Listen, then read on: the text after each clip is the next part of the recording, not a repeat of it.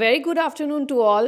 We have gathered here today for the auspicious program to honor an honorable dignity in the field of healthcare sector with Bibek Jyoti Shomman Lifetime Achievement Award. Yes, he is Dr. Joy Basu, Vice President of Apollo Gleneagles Hospitals. So I would like to request our respected Vice Chancellor Sir Professor Subroto Kumar De to felicitate Dr. Joy Basu with the Vivek Jyoti Shomman Lifetime Achievement Award. So our respected VC Sir is felicitating Dr. Joy Basu with the Vivek Jyoti Shomman Lifetime Achievement Award.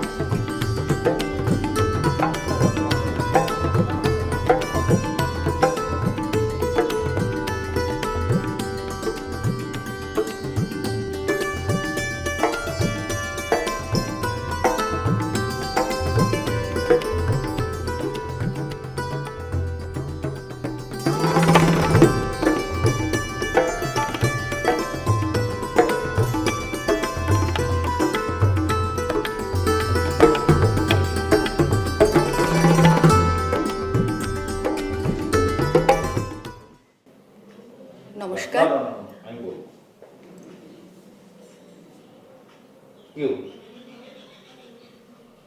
নমস্কার। আজকে আমি একজন অত্যন্ত বিশিষ্ট ব্যক্তিত্বের মুখোমুখি বসে আছি এখন। তার আগে বলি, চিকিৎসকেরা বরাবরই সামাজিক স্তরে ভীষণ সম্মানীয় একটি জায়গায় বিরাজমান। তবে এই কোভিড এই সিচুয়েশনে আসার পর চিকিৎসকের ওপর সাধারণ মানুষের ভগবানের চেয়েও বেশি ভরসা তৈরি হয়েছে, এবং সেটা খুব বেশি বাড়াবাড়ি রকমের ভরসা, সেটা বলতে আমি বাধ্য হচ্ছি। কারণ আপনারা যদি মনে করে দেখেন, প্রথম ঢেউয়ের সময়টা যেখানে মন্দির, মসজিদ, গির্জার দরজা বন্ধ হয়ে গিয়েছিল, সেই সময়ে চিকিৎসকেরা এবং স্বাস্থ্যকর্মীরা প্রথম সারির যোদ্ধা হিসেবে আমাদের সাধারণ মানুষের জন্য, সাধারণ মানুষের পরিষেবায় প্রাণপাত করেছেন। তাঁদেরই একজন প্রতিনিধি আজকে আমার মুখোমুখি। শুধু প্রতিনিধি বললে ভুল হবে, তিনি একজন পুরোধার কর্মী। এবং আর বেশি কথা বলবো না, ওনার কাছে অনেক প্রশ্ন আছে, অনেক জিজ্ঞাসা আছে। সোজাসুজি চলে যাব ডক্টর জয় বাসু। উনি vice president of Apollo hospitals. কেমন আছেন প্রথমে জিজ্ঞেস করি? নমস্কার। ভালো আছি। হ্যাঁ, এই কোভিড পিরিয়ডে যেরকম ভালো থাকা যায় ততটা ভালোই আছি। প্রচুর এই থার্ড ওয়েভে প্রচুর মানুষ আক্রান্ত হচ্ছে, সেটা তো আমরা নিউজে বা খবরের কাগজে বিভিন্ন জায়গায় দেখতে পাচ্ছি। এবং আমরা যারা ডাক্তাররা আছি, যারা হাসপাতাল চালাই, তারা প্রতিদিন লক্ষ লক্ষ মানুষ আসছেন, টেস্ট করাচ্ছেন, কারোর ভর্তি হওয়ার দরকার আছে কিনা জেনে নিচ্ছেন, ভর্তি হচ্ছেন। আজকের দিনেও আমাদের মতো কর্পোরেট হসপিটাল, যেখানে যথেষ্ট ব্যয়সাধ্য চিকিৎসা, সেখানেও 200-র ওপর কোভিড পেশেন্ট এখনও আজকের ডেটেও অ্যাডমিট আছেন। এবং অন্যান্য রোগ নিয়েও যারা আসছেন তাদেরও আমরা কোভিড পজিটিভ পাচ্ছি। ইভেন হার্ট অ্যাটাক, স্ট্রোক বা অন্যান্য রোগ নিয়েও যারা আসছেন তারাও কোভিড পজিটিভ পাওয়া যাচ্ছে। এবং এন্ড অফ দ্য ডে তাদেরও এই কোভিড ওয়ার্ডেই ভর্তি করে তাদের বাকি সাপোর্টগুলো দেওয়া হচ্ছে। মানে তাদের যে মেন ইলনেসটাকে সেটাকেও অ্যাড্রেস করা হচ্ছে। একদমই। আর ওর কথায় বলে না যে ডাক্তারদের অসুখ হলে আমরা কোথায় ভরসা পাবো? সুতরাং আপনাদের তো ভালো থাকতেই হবে, মানসিকভাবে আপনাদের ভালো থাকতেই হবে। আপনার যেটা আমি বলছিলাম প্রথমেই, যে আপনার জীবন ধারাটা বা জীবনে যে ট্র্যাজেক্টরিটা আপনি নিজে চুজ করেছেন, সেটা ভীষণ ব্যতিক্রমী এবং সেটা ভীষণ অগ্রগামী। কেন বলছি? কারণ আপনার বেড়ে ওঠাটা একটা ডাক্তারের পরিবেশে, আপনার পরিবারের দুজনেই, আপনার বাবা মা দুজনেই ডাক্তার, এবং আপনি নিজে ডাক্তারি পাশ করার পর প্র্যাকটিস না করে হসপিটাল অ্যাডমিনিস্ট্রেশনে এসেছেন। এবং সেটা ভীষণ ইন্টারেস্টিং লেগেছে আমার কাছে, কারণ আপনি যে ডিসিশনটা নিয়েছেন 30 বছর আগে, আজকের দিনে দাঁড়িয়েও ছেলেমেয়েরা অতটা সাহসিকতার পরিচয় দেখাতে পারে না। তো আপনি ওই সময় কি ভেবে, মানে আপনার কিসের জন্য এই ডিসিশনটা বা ট্রিগারটা? ছোটোবেলাটা আমার কেটেছে একদম মফস্বল শহরে, বর্ধমানে। সেখানে ক্লাস 12 অবধি পড়াশোনা এবং তারপর পাশ করে কলকাতা নতুন শহরে আসা। শহরের কিছু চিনি না জানি না, একটা অদ্ভুত নতুন শহর, কোনো বন্ধুবান্ধব নেই, কিছু নেই। এবং সেই শহরে এসে মানে নিজেকে অ্যাডজাস্ট করতে একটু সময় লেগেছে আমার। তারপরে যখন আমি ডাক্তারি এন্ট্রান্স পরীক্ষায় বসলাম এবং সেখানে একটা র্যাঙ্ক করার পর আমি ডাক্তারিতে চান্স পাই, এবং তারপর মানে এটা যেন একটা অটোমেটিক ব্যাপারটা হয়ে গেছিলো। মানে মানে I was never thought that I will do certain things, মানে এটা একটা অটোমেটিক্যালি একটা পাথের মধ্যে দিয়ে আমি যাচ্ছিলাম। তখন হয়তো নিজস্ব চিন্তাধারা সেই বয়সে খুব বেশি অ্যাফেক্ট করেনি আমাকে, যে নিজস্ব চিন্তাধারা বলতে যে আজকে যে আমি একটা ম্যানেজমেন্ট পজিশানে এসেছি, এই ব্যাপারটা আমার খুব বেশি ভেতরে ছিল না। যে হ্যাঁ ঠিক আছে, একটা ডাক্তার হতে হবে, তারপরে আমি ভাববো যে আমি কি করব। সেটা ভেবেই আমি ডাক্তারি পড়াটা শেষ করলাম। ডাক্তারি পড়ার শেষের দিকে, মোস্ট প্রবাবলি ফাইনাল ইয়ারের কাছাকাছি সময়, সেই সময় আমাদের কলেজে বেশ কিছু ম্যানেজমেন্ট ট্রেনিংসরা আসতো। তার মধ্যে কয়েকজন বাঙালি ছিল, এবং আমার সঙ্গে ভালোই বন্ধুত্ব ছিল তাদের।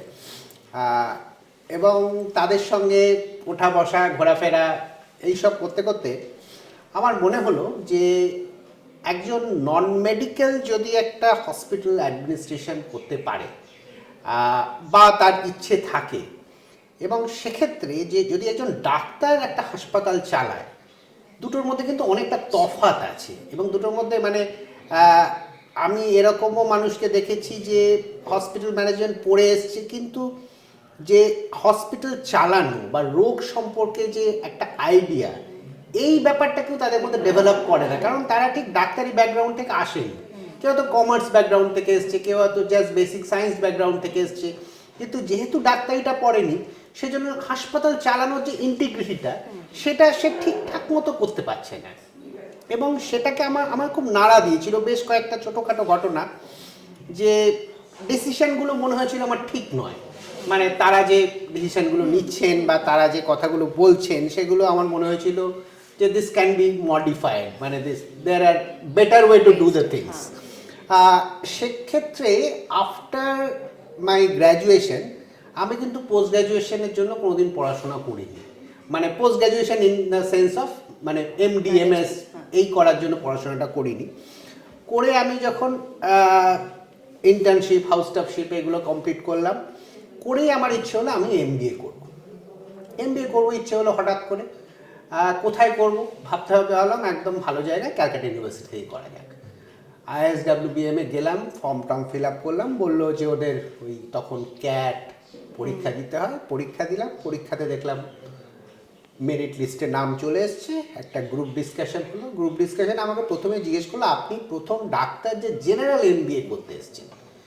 বলে আমাদের হসপিটাল ম্যানেজমেন্ট করতে প্রচুর ডাক্তার আসে, প্রচুর না হলেও কিছু সংখ্যক আসে, কিন্তু জেনারেল MBA মানে যেটা অন্যান্যরা করে, মানে উইথ কমার্স এই সব জিনিসগুলো, এগুলো পড়তে পারবেন আপনি? বললাম চেষ্টা করে দেখবো, নিশ্চয়ই পড়তে পারবো।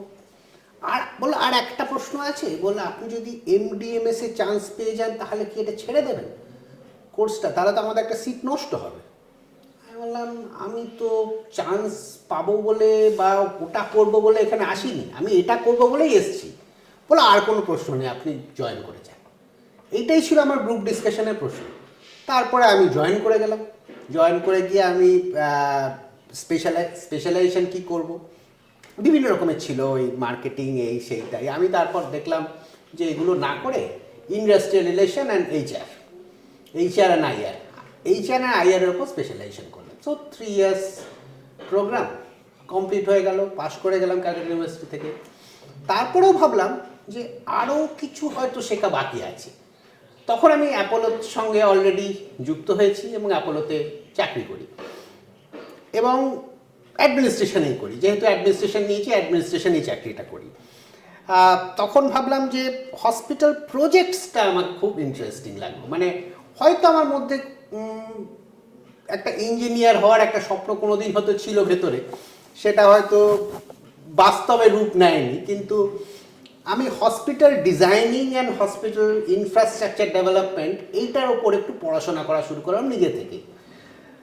আমাদের তখন একজন সিইও ছিলেন, তিনি অ্যাপোলো হসপিটালের সিইও, তিনি সাউথ ইন্ডিয়ান ভদ্রলোক মিস্টার সত্যনারায়ণ রেড্ডি।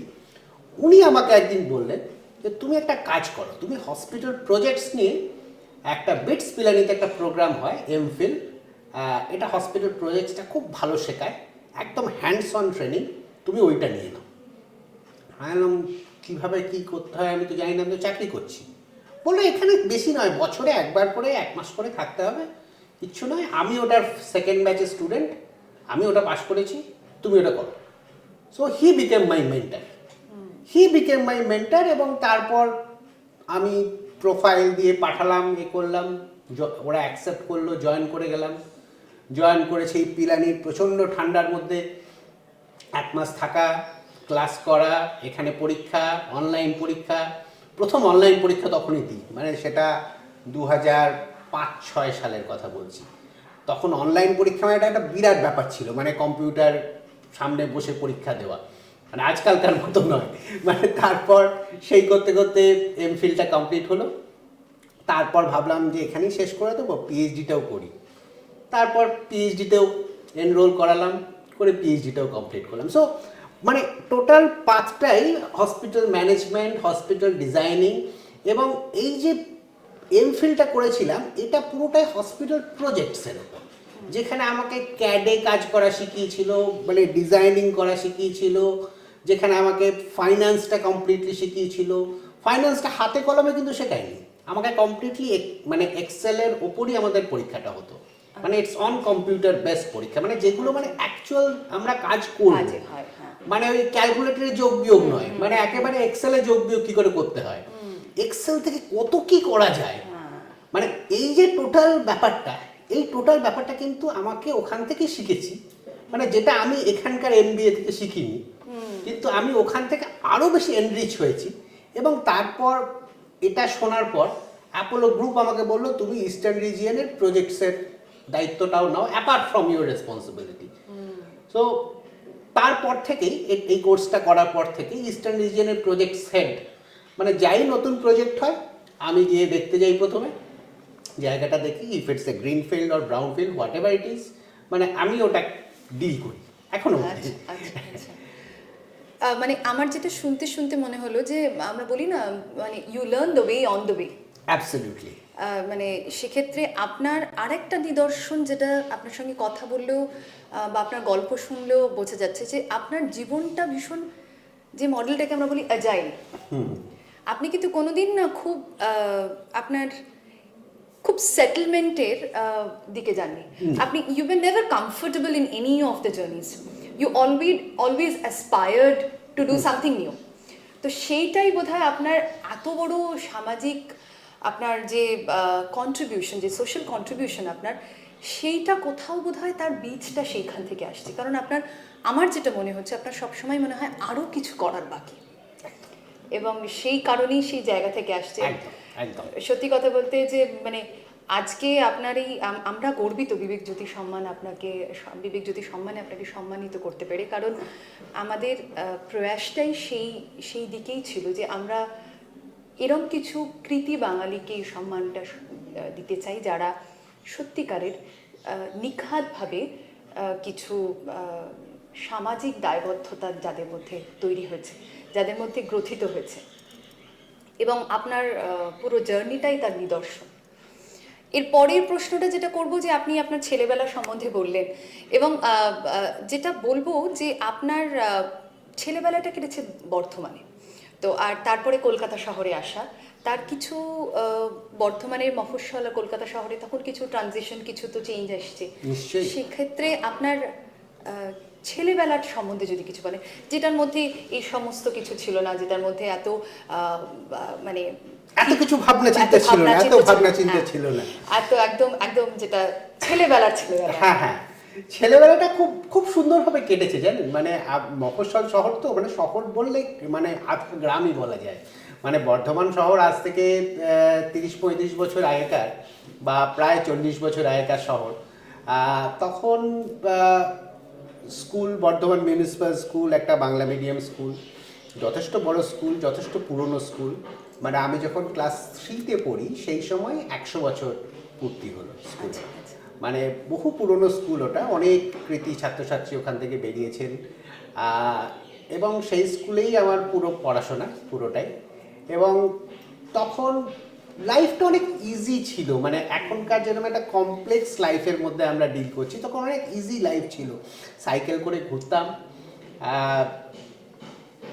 এখানে পড়তে যাওয়া, ওখানে পড়তে যাওয়া, টিউশন পড়তে যাওয়া, স্কুলে যাওয়া, বন্ধু বান্ধবের সঙ্গে ফুটবল খেলা, ক্রিকেট খেলা, সব কিছু, মানে এইসব নিয়ে আমার লাইফটা কেটেছে। মানে I have never thought of thinking my life very seriously. মানে তখন জাস্ট একটার পর একটা ক্লাস, যে খুব ভালো একটা স্টুডেন্ট ছিলাম, প্রতিবার ফার্স্ট সেকেন্ড হচ্ছি তা নয়, মোটামুটি ভালো নম্বর পেতাম। বোধহয় ক্লাস 6-এ একবার সেকেন্ড হয়েছিলাম, সেটাই বোধহয় একমাত্র সেকেন্ড হওয়া, তাছাড়া কোনো রকম র্যাঙ্কিংয়ের মধ্যে আসেনি। কিন্তু মাধ্যমিক পরীক্ষা হলো, মাধ্যমিক পরীক্ষাতে মোটামুটি ঠিকঠাক ফার্স্ট ডিভিশন, স্টার পাওয়া, যেগুলো তখনকার দিনে ছিল সেগুলো হলো। তারপর আবার উচ্চ মাধ্যমিক, সায়েন্স নিয়ে পড়া, প্রায় 5-6 জন টিচারের কাছে পড়তে যাওয়া, ভোরবেলা কনকনে ঠান্ডা, সাইকেলের ব্রেক চাপতে পারছি না এরকম ঠান্ডা, হাতটা একদম জমে যাচ্ছে এরকম ঠান্ডা। বর্ধমানের দিকে খুবই ঠান্ডা পড়তো তখন, মানে এখনও হয়তো পড়ে, খুব একটা যাওয়া হয় না, কিন্তু সেই করে বিভিন্ন জায়গায় ঘুরে ঘুরে সকাল 8:30টার মধ্যে বাড়ি ফিরে ব্রেকফাস্ট করে তারপর আবার সেই সাইকেল করে স্কুল 4টে-5টের সময় শেষ হলো, মাঝখানে কোনো একটা দোকানে টিফিন খেয়ে নিয়ে তারপর আবার আর একটা জায়গায় পড়তে যাওয়া, রাত্রি 8টার মধ্যে বাড়ি ফেরা। মানে এই একটা খুব ঠান্ডা জীবন। মানে খুব বেশি হইচই নয়, খুব বেশি টেনশনও কিছু নেই। বাবা মা দুজনেই বর্ধমান মেডিকেল কলেজে তখন ডাক্তার, ওনারাও ওখানে পড়ান, ওখানে ওনারাও টিচার ছিলেন, বর্ধমান মেডিকেল কলেজের টিচার। সো ওখান থেকে ওনারাও ততক্ষণে বাড়ি ফিরে আসতেন, আমিও বাড়ি ফিরে আসতাম, বাড়িতে একটু পড়াশোনা করা, এইভাবেই জীবনটা আস্তে আস্তে কেটে গেছে। মানে ক্লাস 6-এ, মানে ওখানে তখন তো ফাঁকা জায়গা, মানে প্রথম আমার গাড়ি চালানো শেখা ক্লাস 6-এ। মানে তখন তো লাইসেন্স পাওয়া যাবে না, কিন্তু গাড়ি চালানোটা শিখে গেছিলাম। মাঠে চালিয়ে গাড়ি চালানো শিখেছি। বাবা তখন প্রথম একটা অ্যাম্বাসেডার গাড়ি প্রথম কেনা হলো বাড়িতে, তখন সেই গাড়িটা চালাতে হবে। তখন যে গাড়ির ড্রাইভার ছিলেন তাকে আমি অনেক কষ্ট করে বলাশালা করে বললাম যে ভাই গাড়িটা চালানো কাকু শিখিয়ে দাও আমাকে। আমি তো হাইট পেতাম না, মানে ঠিক ভালো দেখতে পেতাম না, তো একটা গদি আনা হলো, গদির ওপর বসে আমি গাড়িটা চালানোটা শিখলাম। ওই রাস্তায় একটা বাছুরকেই ধাক্কা মেরেছিলাম, তার চেয়ে বেশি মানুষকে কোনোদিন এখনো অব্দি ধাক্কা মারিনি। তবে এইভাবেই তখনই, এবং গাড়ি চালানো ব্যাপারটা না আমার একটা, ওই ছোটোবেলায় শিখেছি তো, একটা প্যাশন হয়ে গেছে। এখনও আমি যেখানে যাই, মানে ভারতবর্ষের যে কোনো জায়গায় যাই, নিজে ড্রাইভ করে যাই। আচ্ছা আচ্ছা। এবং ওটা আমার একটা নেশা বলতে পারেন। মানে আপনি যদি বলেন যে আজকে একটু যেতে হবে আপনাকে রাঁচি, আমি এখনই গাড়িটা স্টার্ট করে রাঁচি চলে যাব।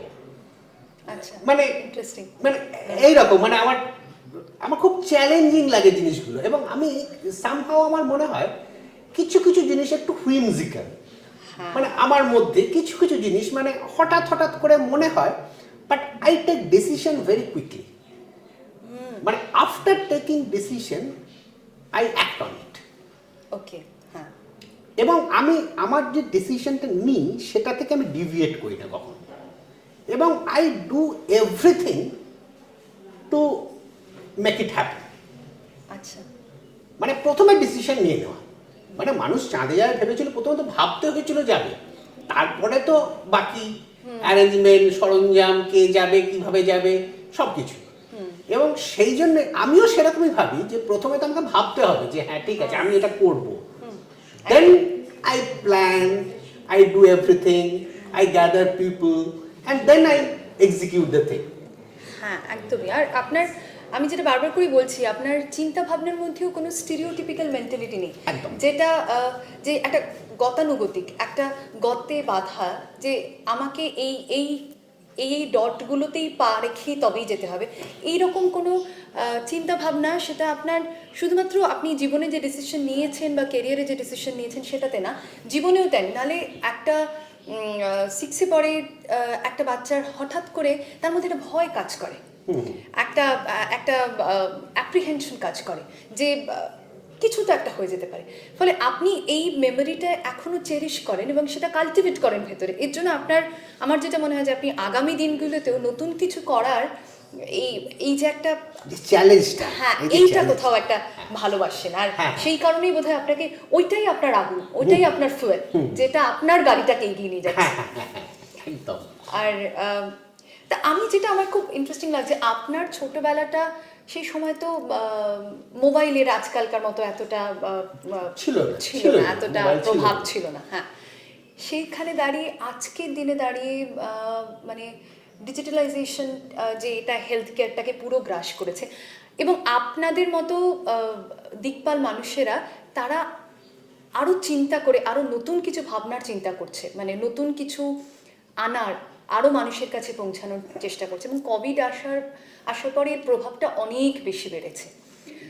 দেখুন দেখুন ব্যাপারটা হলো কি, যে ডিজিটাল ওয়ার্ল্ডটা ডেভেলপমেন্টটা অন্যান্য সেক্টরে, মানে অন্যান্য সেক্টর বলতে আমি যেটা বুঝি, ধরুন restaurant sector or transport sector or entertainment sector, এই সবে কিন্তু অনেক আগে এসছে, অনেক আগে এসছে। হেলথ কেয়ার কিন্তু এখনও এই রিসেন্ট কিছু ডেভেলপমেন্ট ছাড়া আজ থেকে 1-1.5 বছর আগে অবধিও এটা খুব খুব খুব মানে নেগলেক্টেড ছিল, খুবই নেগলেক্টেড ছিল, মানে একদমই ডিজিটাল ব্যাপারটা হেলথ কেয়ারের মধ্যে ছিলই না। এবং আমরা সেই যে স্টেথোস্কোপ এখনো দেখে এসেছি, এবং আজও সেই স্টেথোস্কোপ দিয়ে পেশেন্ট দেখা হয়। আমি কদিন আগে অন্য একটা কান্ট্রিতে গেছিলাম, সেখানে একটা এক্সপো হচ্ছিল, ইটস এ মেডিকেল এক্সপো, এবং সেখানে আমি দেখলাম যে stethoscope is just a bell, ওই টিউব ফিউবগুলো কিছু নেই, জাস্ট এ বেল। বেলটা ডাক্তার, যিনি সিনিয়র ডাক্তার, তিনি বসে আছেন, তার অ্যাসিস্ট্যান্ট গিয়ে পেশেন্টের বুকের বেলটা বসাচ্ছে, ডাক্তার ব্লুটুথে জিনিসটা শুনছে। So it's just a Bluetooth connectivity or near field communication or what ever it is, এবং খুব ছোট, মানে এটা it's a very small intervention. কিন্তু এই জিনিসগুলো, ছোট ছোট জিনিসগুলো কিন্তু হেলথ কেয়ারে এখনো অবধি আসেনি। আজকের ডেটেও যে কোনো হাসপাতালে গেলে সেই স্টেথোস্কোপ দুটো কানে লাগানো, একজনই শুনতে পাবে, সেটা দেখা যায়। কিন্তু আমি ওখানে যেটা দেখলাম, যে entire heart sound, entire lung sound, everything is getting recorded as a file. এবং এআই সেটাকে কি করছে, আর্টিফিশিয়াল ইন্টেলিজেন্স সেটাকে কি করছে, সেটাকে অ্যানালাইজ করছে, অ্যানালাইজ করে সাউন্ডটাকে অ্যানালাইজ করে, and they are giving you a result, যে it got a murmur, it got a this thing, it got a valve failure, it got a this thing, you may think about this. এই যে জিনিসগুলো, ওই সাউন্ডটাকে, and it's better for you because you are storing the sound itself. You can refer back always. You can refer back always. মানে আজকে আপনার lung সাউন্ডটা এরকম ছিল, মানে আপনার একটা নিউমোনিয়ার একটা সাউন্ড পাওয়া যাচ্ছে, এটা কিন্তু you can document that also. So এই যে জিনিসগুলো, এছাড়া আমি সেলফ আল্ট্রাসাউন্ড থেকে শুরু করে এরকম প্রচুর ডিজিটাল ইন্টারভেনশন দেখছি, যেগুলো আস্তে আস্তে বাজারে হয়তো আসবে। কিন্তু দেখুন, আগেকার হেলথ কেয়ার আর এখনকার হেলথ কেয়ারের মধ্যে ডিজিটালের যেটুকু হয়েছে, that help the doctor, not help exactly the patient. Patient help কোনখানে পেয়েছে? সার্জিক্যাল কিছু কিছু জিনিসে পেশেন্ট হেল্প পেয়েছে। যেমন ধরুন, কনভেনশনাল সার্জারি থেকে ল্যাপ্রোস্কোপিক সার্জারিতে আমরা গেছি, ল্যাপ্রোস্কোপি থেকে আমরা রোবট অ্যাসিস্টেড সার্জারিতে আমরা গেছি, কনভেনশনাল সার্জারি থেকে ল্যাপ্রোস্কোপিক সার্জারিতে যাওয়াটা পেশেন্টদের কাছে একটা ইম্পর্টেন্ট জিনিস, কারণ তাদের স্টেটা অনেকটা কম, তাড়াতাড়ি তারা কাজে জয়েন করছে, কাটাটা অনেকটা কম, স্কারটা কম, অনেকটা বেনিফিশিয়াল। এবার ল্যাপ্রোস্কোপি থেকে রোবোটিক্স যখন যাচ্ছে, তখন কি হচ্ছে, তখন কিন্তু পেশেন্টটার কিন্তু সেরম কিছু পারসেপটিভ চেঞ্জ পেশেন্ট দেখতে পাচ্ছেন। সেই হোল করে পেটের মধ্যে ঢুকিয়ে গল ব্লাডারটাকে বার করা হচ্ছে, একটা গল ব্লাডার স্টোন আছে, গল ব্লাডারটাকে বার করে, কিন্তু সেটা কি হচ্ছে, রোবট দিয়ে করা হচ্ছে। এটা কি করছে, এটা হেল্প দ্য ডক্টর, ডাক্তারকে হেল্প করছে অনেক ইজিলি ব্যাপারটাকে করার জন্য, কিন্তু এটাতে পেশেন্টের খুব বেশি একটা হেল্প হচ্ছে না সেক্ষেত্রে। কিন্তু আমরা যদি এর পরের স্টেজটা দেখি, এর পরের স্টেজটা কি, পরের স্টেজটা হলো remote surgery stage. Remote surgical approach যদি যখন আসবে, এখনো আসেনি। আমি আজকে এখানে বসে আমেরিকার কোনো পেশেন্টের সার্জারি করছি, পেশেন্ট আমেরিকাতে শুয়ে আছে, তার পোর্টগুলো লাগানো আছে, আমি এখানে জাস্ট জয়স্টিক নাড়িয়ে আমি সার্জারিটা করছি, তাহলে আমাকে ফিজিক্যালি আমেরিকা যেতে হচ্ছে না, আমাকে আর পেশেন্টকেও ফিজিক্যালি ইন্ডিয়াতে আসতে হচ্ছে না। তা এই রিমোট সার্জারি বা টেলি সার্জারি, এই টেলি সার্জারিগুলো কিন্তু এটা কিন্তু ফিউচার, এটা এখনো অবধি সেরমভাবে আসেনি। ইংল্যান্ডের একটা দুটো হাসপাতালে, পাশের হাসপাতালে পেশেন্ট ভর্তি আছে বা নিজের হাসপাতালে ভর্তি আছে, ডাক্তারের চেম্বার থেকে বসে সার্জারি করছে, নট গোয়িং ইনসাইড দ্য ওটি। আচ্ছা, এটা কিন্তু এখন চালু হয়েছে। এটা যদি হয় তাহলে তো একটা একটা যুগান্তকারী জিনিস, কারণ একটা গ্লোবাল নেটওয়ার্ক তৈরি হবে। হ্যাঁ, এবং যেটা হবে সেটা হচ্ছে যে মানে একজন যে ভারতবর্ষের কোনো একটা ছোট্ট শহরে আছে, সে বিভিন্ন মানে গ্লোবালি কানেক্ট করতে পারবে, তার যেখানে মানে তার যেখানে ভালো ডাক্তার আছে, ভালো ডাক্তারকে কানেক্ট করতে হবে। সেরকম যেমন আমরা এখন গ্লোবাল কিচেন আমরা খুব বেশি দেখতে পাচ্ছি, যে এটা একটা ক্লাউড কিচেন কনসেপ্ট, এবং আমার জাস্ট একটা কিচেন আছে, আমার কোনো আউটলেট নেই, এবং সেখানে সুইগি, জোম্যাটো এইসব ব্র্যান্ডগুলো চলে এসছে, এরা আমার কাছ থেকে খাবারটাকে নিয়ে ক্লায়েন্টের কাছে পৌঁছে দিচ্ছে। এই যে ব্যাপারটা হেলথ কেয়ারে, কিন্তু আমি সেদিন দিল্লিতে গিয়ে দেখলাম যে একটা polyclinic, it's a polyclinic, but it's a digital polyclinic, there is no doctor inside, কোনো ডাক্তার নেই, ডাক্তারের জায়গাটাতে একটা বড় স্ক্রিন লাগানো আছে, টিভি লাগানো আছে, এবং একজন সিনিয়র নার্সিং স্টাফ আর জুনিয়র মেডিকেল ডাক্তার সে বসে আছে, পেশেন্টরা বসে আছে, পেশেন্ট তার সঙ্গে কনসাল্ট করছে, এবং তারা বলছে যে পৃথিবীর যে কোনো ডাক্তারের সঙ্গে আপনি এখানে দেখাতে পারেন, পৃথিবীর যে কোনো ডাক্তার, মানে আপনার ক্যান্সার হচ্ছে, আপনার ইউরোলজিক্যাল প্রবলেম, আপনার গাইনোকোলজিক্যাল প্রবলেম যা হচ্ছে, সেখানে আপনি ডাক্তার দেখাচ্ছেন, ডাক্তারের সঙ্গে মুখোমুখি কথা বলছেন digitally. It's a digital polyclinic.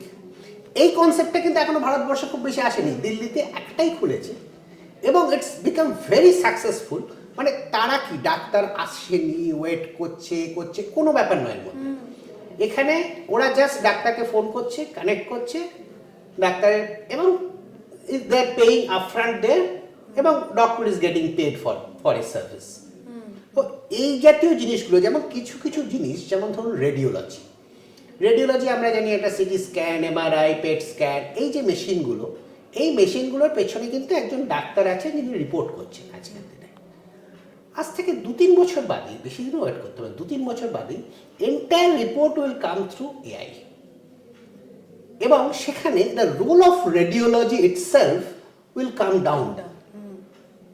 এখন যারা রেডিওলজিতে এমডি করতে চাইছে, তারা ভবিষ্যতে এক্স্যাক্টলি কি করবে তারা কিন্তু জানে না, কারণ এত ডেটা আমার কাছে আছে। মানে ধরুন একটা ব্রেনের সিটি স্ক্যানের ডেটা, আমরা কয়েক হাজার কোটি ডেটা আমরা পেতে পারি, ব্রেনের সিটি স্ক্যানের ছবি, সেই বিগ ডেটাটা আমি কম্পিউটারে দিলেই আমাকে পুরো আর্টিফিশিয়াল ইন্টেলিজেন্সে তার রিপোর্ট আমাকে দিয়ে দেবে, যে এখানে একটা হেমারেজ আছে, এখানে একটা ইনফাক্ট আছে, এখানে কি আছে, টোটাল জিনিসটাকে দিয়ে দিচ্ছে। এই যে ডেভেলপমেন্টগুলো কিন্তু এখনো আসছে একদম। কিন্তু আমরা আজকের দিনে বাস স্ট্যান্ডে দাঁড়িয়ে একটা ইমেল পাঠাতে পারি, যেটা আমরা 5-6 বছর আগেও পাঠাতে পারতাম না। মানে এগোচ্ছি আমরা, কিন্তু হেলথ কেয়ার একটু পিছিয়ে আছে আমার মতে। আমার মনে হয় কোভিডটাকে আমরা একটা ডিসগাইজ, মানে ব্লেসিং ইন ডিসগাইজ বলতে পারি এই ক্ষেত্রে, at least because contactless medicine, telemedicine, এই ব্যাপারগুলো আরেকটু বেশি রেখাপাত করেছে কোভিড আসার পর। যেটা আপনি বলছিলেন, যেটা যে এই যে রেডিওলজিতে যারা মাস্টার্স করবে এখন, তাদের ইররেলিভেন্ট হয়ে যাবে কিছু বছর পরে। যেহেতু মানে স্বামী বিবেকানন্দ ইউনিভার্সিটিতে আমরা এখন মোটামুটি 3,000 ছাত্র এখানে পড়াশোনা এবং অনেকগুলো কোর্সেস করানো হয় যেটা অ্যালাইড হেলথ সার্ভিসেসের ওপর। ফলে আমার যেটা মনে হয় যে আপনি যেহেতু ইন্ডাস্ট্রি এক্সপার্ট একজন, আপনি বলতে পারবেন যে আমরা কী ধরনের কোর্স কারিকুলাম এখানে ইনকর্পোরেট করতে পারি যাতে আরেকটু বেশি ইন্ডাস্ট্রি রেলিভেন্ট স্টুডেন্ট প্রডিউস করা যায়। কারণ আপনি একজন ফিল্ড এক্সপার্ট এবং আপনি সাবজেক্টেও এক্সপার্ট, সাবজেক্টেও পড়াশোনা করে এসেছেন। ফলে আপনার থেকে বেটার এই জায়গাটা কেউ ধরতে পারবে না যে কোন জায়গায় একটা গ্যাপ তৈরি হচ্ছে, যেটা আগামী দিনে হয়তো তাদেরকে আরেকটু বেশি ইন্ডাস্ট্রি ওরিয়েন্টেড করে তুলবে, আমার যেটা মনে হয়। এই যে ব্লেন্ডেড মডেলটায় দেখুন, আমরা তো বহুদিন ধরেই বিভিন্ন ধরনের টেকনিশিয়ানস বা ডাক্তার যাদের রিক্রুট করছি বা যাদের হসপিটাল সেক্টরের মধ্যে মানে সার্ভিস সেক্টরের মধ্যে নিয়ে আসছি, তাদের মধ্যে একটু ডিসকানেক্ট থেকে যাচ্ছে। যে একটা হলো R&D সেকশন, যেটা একটা কোম্পানি একটা ইকুইপমেন্ট বানাচ্ছে with lot of knowledge and intelligence everything, কিন্তু সেটাকে চালানোর ব্যাপারটা সেখানে কিন্তু একটা বড় ডিসকানেক্ট আছে। যেখানে একটা ধরুন সিমেন্স বলুন, ফিলিপস বলুন, এই জাতীয় বড় বড় কোম্পানিগুলো যে ধরনের ইকুইপমেন্ট আনছে, আমি যদি জিনিসটা কিনি, কেনার পর সেটা চালানোর লোক আমি খুঁজে পাচ্ছি, সেটা একটা। কিছু কিছু ফিউচারিস্টিক্যালি কিছু কিছু জিনিস আমাদের ভাবতে হবে যে আমাদের এখন লাইফ এক্সপেক্টেন্সিটা অনেক বেড়ে গেছে, মানুষ অনেকদিন বাঁচছে, মানে thanks to health care, thanks to lot of good hospital, lot of good support, lot of good technological advancement, lot of good medicines have come in. এই জিনিসগুলো কিন্তু এসছে এবং মানুষ বেশি দিন বাঁচছে, এবং এই বেশি দিন বাঁচার জন্য আমরা কি পাচ্ছি, একটা জিডিয়েটিক পপুলেশন, এজেড পপুলেশন। এই পপুলেশন কিন্তু প্রতিটা শহরে ভর্তি হয়ে যাচ্ছে, এবং সেখানে অ্যাবাভ 60 বা অ্যাবাভ 70, অ্যাবাভ 80, ইভেন অ্যাবাভ 90 লোক প্রচুর আছে। এবং এরা অনেকেই রোজ তো হাসপাতালে যাওয়া সম্ভব না তাদের পক্ষে, বা হাসপাতালে দিনের পর দিন ভর্তি থাকাও সম্ভব না। So home care become a very important component, মানে তাদের ডে টু ডে লিভিংয়ের জন্য একটা সাপোর্ট দরকার। এবং একটা তার মধ্যে একটা পার্ট হলো ক্লিনিক্যাল সাপোর্ট, ডেফিনেটলি, মানে টাইমলি ওষুধটা দেওয়া, বা কারোর যদি একটু নিঃশ্বাসে কষ্ট একটু নেবুলাইজেশন দেওয়া, তাকে টয়লেটে নিয়ে যাওয়া, একটু ধরে নিয়ে যাওয়া, এই যে তার সঙ্গে গল্প করা, মানে এই জাতীয় জিনিসগুলো মানে ভেরি হিউম্যান অ্যাঙ্গেলের মধ্যে আছে, very soft skill, very human angle. এই জিনিসগুলো করার জন্য কোনো লোক নেই তার কাছে। এখন একটা নিউক্লিয়ার ফ্যামিলি, হয়তো ছেলে মেয়ে যারা আছে তারা কাজের জন্য বা বিভিন্ন চাকরির জন্য তারা বিভিন্ন জায়গায় আছে, বাবা মা এখানে বিভিন্ন শহরে, একা থাকতে হয় তাদের। এবং সেই এখন ওই বৃদ্ধাশ্রম ব্যাপারটা একটা ট্যাবু বহু বছর থেকেই থেকে গেছে, এবং সেটা ভবিষ্যতে হয়তো থাকবে। সেক্ষেত্রে তারাও কমফোর্ট ফিল করে তাদের নিজেদের বাড়িতে থাকার।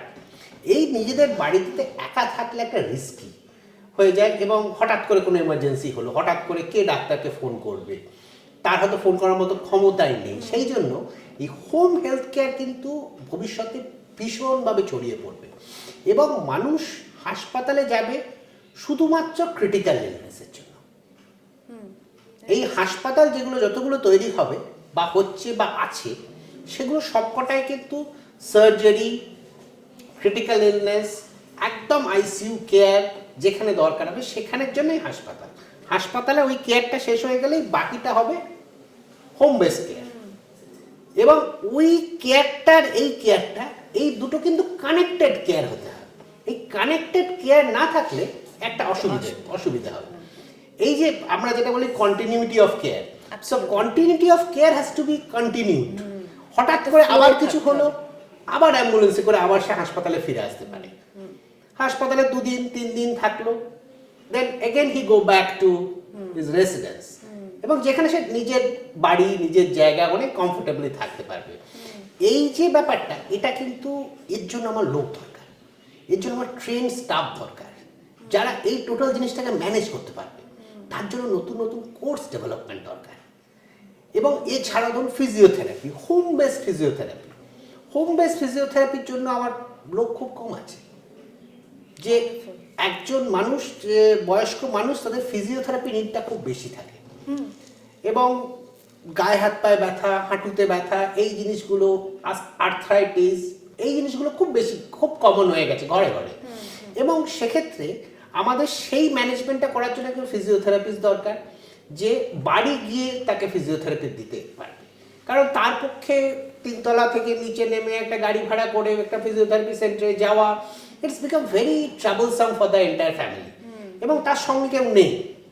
তো এই কয়েকটা ছোট ছোট জিনিস, কিন্তু এগুলো কিন্তু মার্কেটটা বিরাট, মানে এদের জব অপরচুনিটিটা অনেক অনেক বেশি।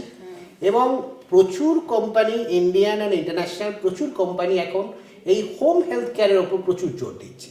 মানে things in health care is not connected till now. একটা হোলিস্টিক অ্যাপ্রোচ, একটা হোলিস্টিক অ্যাপ্রোচ নেই, একটা সিঙ্গেল প্ল্যাটফর্ম নেই। মানে আমরা যদি আইটির দিক থেকেও দেখি, আমাদের একটা হেলথ কেয়ার একটা সিঙ্গেল প্ল্যাটফর্ম, যেখানে আমি সব কিছু পেতে পারি। আমার একটা ডায়াগনস্টিক টেস্টের দরকার হলো, আমি ওই প্ল্যাটফর্মে গেলাম, আমার বাড়ি থেকে ব্লাডটাকে নিয়ে চলে গেল, সন্ধ্যেবেলা রিপোর্টটা দিয়ে গেল। আমার একটা ওষুধের দরকার, ওষুধ সঙ্গে পেলাম। আলাদা আলাদা প্ল্যাটফর্ম ক্রিয়েট হয়েছে, কিন্তু কানেক্টেড নয়। It is not connected with hospital, it is not connected with ambulance, it is not connected with nursing service, it is not connected. এই যদি একটা কানেক্টেড হেলথ কেয়ার একটা প্ল্যাটফর্ম ক্রিয়েট করা যায় এবং এই জাতীয় লোকজন তৈরি করা যায় যারা এই কানেক্টেড হেলথ কেয়ারটাকে ম্যানেজ করতে পারবে, এই জিনিসটা আমাদের দরকার আজকালকার দিনে। খুব ভালো লাগলো। মানে অনেক কিছু আমার যেটা প্রাপ্তি হলো, আমি অনেক কিছু জানলাম। আর যেটা বারবার করেই বলছি যে সাহসিকতার পরিচয়টা আমাদের ভাবনায় দিতে হবে, চিন্তায় আনতে হবে। আগে চিন্তায় পৌঁছাতে হবে, তবে পরে এক্সিকিউশন করা সম্ভব হবে। এবং উনি একজন মানে জলজান্ত নিদর্শন, যেখানে আপনি আমরা বলতে পারি যে ভাবনা যদি পৌঁছাতে পারে, তাহলে মানুষ চাঁদে কেন, অন্যান্য অনেক জায়গায় পৌঁছাতে পারে পৃথিবীতে থেকে। খুব ভালো লাগলো, আবার একবার বললাম, কারণ এটা আমাদের জন্য একটা লার্নিং সেশন। অসংখ্য ধন্যবাদ, আমরা গর্বিত আপনাকে এই সম্মানে সম্মানিত করতে পেরে। আমি প্রচণ্ডভাবে খুশি এবং অনার্ড টু বি হিয়ার। এবং এই যে অনুষ্ঠানটা, সকালের এই যে অনুষ্ঠানটা আপনারা করলেন, এটার জন্য আমি নিজেকে গর্বিত মনে করছি এবং থ্যাংক ইউ। থ্যাংক ইউ, নমস্কার। Okay, a very good afternoon to everyone. Who say that business does not run in the blood of Bengalis? Is that so? Absolutely not. Bengalis do mean business, and we have gathered here to debunk the myth that Bengal doesn't know business. So a very good afternoon to everyone. I am Dr. Pritha Pal, Assistant Professor of the School of Life Sciences, Swami Vivekananda University, and I welcome you all to this auspicious program, Bibek Jyoti Samman Lifetime Achievement Award, organized by the IIC cell, that is Institution's Innovation Council cell of Swami Vivekananda University, Kolkata. Well, in the words of Gabriel Bernstein, if you make your internal life a priority, then everything else you need on the outside will be given to you, and it will be extremely clear that what the next step is. So here we have gathered to honor the pillars behind the success of Swami Vivekananda Group of Institutions. When it started its journey to establish a university with a view to impart education to the youth, there has been a list of eminent personalities whose work, principles, ideologies worked as a note of inspiration for us. So it has now completed almost 2 years, where it really stands successful in strengthening the pillars of our future while staying true to its core. Well, today we have gathered here to render the our token of respect and honor to a highly renowned and eminent personality in the field of business, innovation and entrepreneurship, who has been always an inspiring milestone for all of us. He is none other than Dr. Joy Basu. He is a well-known name in the medical world. He has saved countless lives and is continuing to do so. He is a passionate healthcare professional with a glowing desire to serve the humanity. He previously worked as at Suraksha Diagnostics Private Limited as Deputy Medical Superintendent, and today he is the esteemed Vice President of Apollo Hospitals Group. So we welcome you, sir. Thank and you. We are extremely privileged to honor you with the Bibek Jyoti Shamman Award. So, sir, a small conversation with you. Right. So, first of all, what would be your words of inspiration for the Bengal youth to think of a business startup? Yeah, Bengal youth, there are a lot of new things they can do. So that's my message to all of them. That don't go to the stereotype education system. Because I said in one of the occasion that you need to come with your thought. It's an idea, it's a thought. That idea and thought has to match together. So it's not the stereotype education system that you need to do BCom, then MCom, then try for chartered accountancy or whatever field you want to go. But think about something out of the box. Think what society needs. So that's important. Otherwise, getting a graduation or post-graduation degree doesn't mean anything. You need to be qualified to think, you need to be qualified to judge your potential and then go ahead with that. Achieve your dream. Yes, sir. So that's the message I want to give it to the Swami Vivekananda University. All the students, just drive your passion. Exactly. Drive your passion, reach your goal. So that will give you a lot of motivation to work. It is not that work for your salary or work for something else. Work to fulfill your goal. Absolutely, sir. Thank you so much for your words, sir. Sir, talking about drive and passion, do you feel the same drive and passion which you used to feel in the day one of your... Yeah, absolutely. Only thing that drives me is the passion for my work. So if I'm taking some certain responsibility, I have to do it. And the newer things every time haunting me why I can't implement today. So that's the timeline, that's the drive.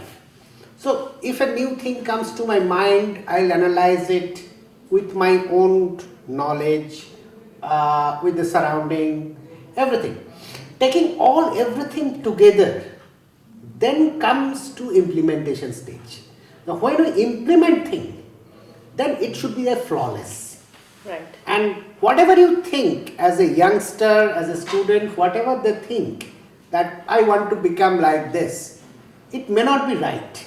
It may not be correct for that situation. Okay. So you need to think, the student need to think about the social system and what the society needs currently. If they want to do certain thing very stereotype, then society may not need those service at today's day. Few industries are getting closed. Few industries are emerging out. Right. So a lot of digitalization is taking place. Lot of app-based things are taking place. So you need to think outside the box.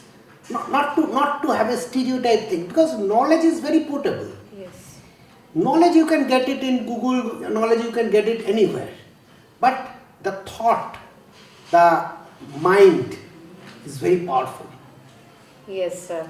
And so those kind of thoughts and ideas do really come from different small places just outside our university. We have a tea stall and we used to gossip, and there only different innovative ideas come about in our field of research. Right. So was there any kind of this kind of tea stall or any kind of small shop right just outside your university or college where this kind of innovative ideas do come up? Yeah, lot of things. Like one day, our college was on the main highway, so there are a lot of accidents take place on that highway. So the difficulty was to bring them to the hospital, the ambulance facility, and the basic care facility. So one of the shopkeeper You just exactly pointed out, one of the shopkeeper, he might be just a graduate or may not be a graduate. Okay. So he told me, sir, don't build hospital at every one kilometer. Okay. Build some ambulance station over there which can bring the patient quickly to your hospital.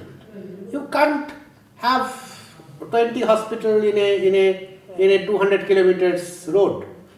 You should have a trauma points. Yes. So when he said that, it registered in my mind. After almost 4-5 years, I was in Delhi, and I was that time, the Niti Aayog thing was just getting floated by Modi government. So I was one of the speaker there. So I was telling them, they were discussing about the trauma center. I told them point blank, sir, you can't do a trauma center on each and every road. Because trauma means it involves head to foot. Yes. It can be a abdominal injury, it can be a chest injury, it can be a head injury, it can be multiple fracture, all bone fracture. So it can be anything. It can be burn, it can be anything. Yes. So you can't get all the doctors, all are highly specialized field, all the doctor in every trauma center. You might get a neurosurgeon in one trauma center, but if it is an abdominal injury, he can't do anything. So what you need? You need a trauma point, maybe an ambulance or an air ambulance. Helicopter will pick him from there Yes. and drop him to the best hospital within few minutes time. Then entire team is there to take care of him. So transportation is the main important thing, not to create a trauma center. Trauma center will be redundant. A building and a hospital. Main difference is it got doctor, it doesn't have doctor. Otherwise, if you have money, you can build everything. Yes. You can buy a CT scan, you can buy MRI, you can buy a operation theatre, you can buy everything. But without doctor, nothing is going to work. Nothing is possible. Nothing is possible. You can't generate that many doctors Yes. who will stay whole day 24/7 beside a highway. When one trauma will happen and his case will come. His case might come once in a month or twice a month. So the trauma center doctor will automatically get frustrated, he will leave the job and go. So why I am telling this, there are concept, you need to be very practical about that concept. Yes, absolutely. Without getting grounded about that concept, thinking about building 200 trauma center across all the roads, that doesn't solve the basic purpose of the thing. And you won't get it. That is the thing. If it is all the trauma center fully equipped, full of doctors, that is the ideal thing. But India is not that developed till now. India is not having that many neurosurgeons, that many orthopedic surgeons, that many qualified physicians to take care of that. So what I am telling you that those grounded thought, the thought coming from a small shop, thought coming from a small villages in that locality, it counts. You just work on that. Absolutely. So talking about our university, what would you suggest should be added to the course curriculum of our, like, there are different departments in our allied sciences school. So we have BMLT, we have BMRIT, BPT, and we have public health, optometry. So what can be incorporated in the course curriculum to make the students more and more employable for various job opportunities? Yes, Swami Vivekananda University is growing now, and it got lot of infrastructure, staff, and everything. So currently, you could have developed lot of new courses which suits the current market. Like one course I was talking to your vice chancellor that telemedicine, one course he is already thinking about, because entire thing is going in digital platform. Yes, That's one part. Second part is that you can develop certain things of the home care, home health care, because a lot of people won't be coming out of the home. One is due to their age, they may not be able to come. Second thing, they will be alone at their home. because maybe their son or someone will take care. He's working somewhere in some other city. So that's why they need a support. With that support, you need someone who is trained enough to take care of their health. So that home healthcare is one of the model when you need someone expert support. Apart from that, the newer thing like media lab, digital app development. So those are things which needs little medical knowledge and also IT knowledge. So those kind of composite courses, if we can launch, their employability will be much more, and they can think and design lot of things. Yes, absolutely, sir. And sir, your valuable suggestions to enhance the skill setup of the students. Yeah, skill is very important, like who are in the technical field. So apart from the theoretical knowledge you can get it from books, but the A and B has to be differentiated with only the skill. Yes. Like a good surgeon got better skill, a mediocre surgeon is not that skillful than him. So we know the skill is the thing which differentiate from A to B. So that's why we need skilled people. So hands-on training is more important. Rather than stereotype classroom training, you cannot teach riding a bicycle or driving in the classroom. Yes. You need a bicycle to ride. Yes. You need a car to drive. Yes. So when you need a car to drive or getting this thing, so in that case, it's all skill based. If you know the skill, you can do it. Yes. You should have a theoretical knowledge, but skill is at least 80% is skill and 20% is theoretical knowledge. Yes, sir. So your message for our university, sir? Your university, I already said that it's growing. It got a extremely good campus, Yes, sir. good faculties, and I wish that university will grow like anything and become the most prominent university of the state or maybe the region, eastern region. And I personally know your chancellor and vice chancellor, so my support, whatever may be in the small amount I can give, I'll render my support to the university. Thank you so much, sir. We will be always looking up to your goodwill and support so that we can improve day by day. Thank you. Thank you, sir. Thank you for having a talk with us. Thank you so much. We are extremely privileged to have Dr. Joy Basu and honor him with the Bibek Jyoti Shommal Lifetime Achievement Award. So this brings us into the end of this program. On that note, I would like to wind up with a famous quote of Mandy Hale. You don't always need a plan. Sometimes you just need to breathe, trust, and let go and see what happens. Thank you. Thank you all.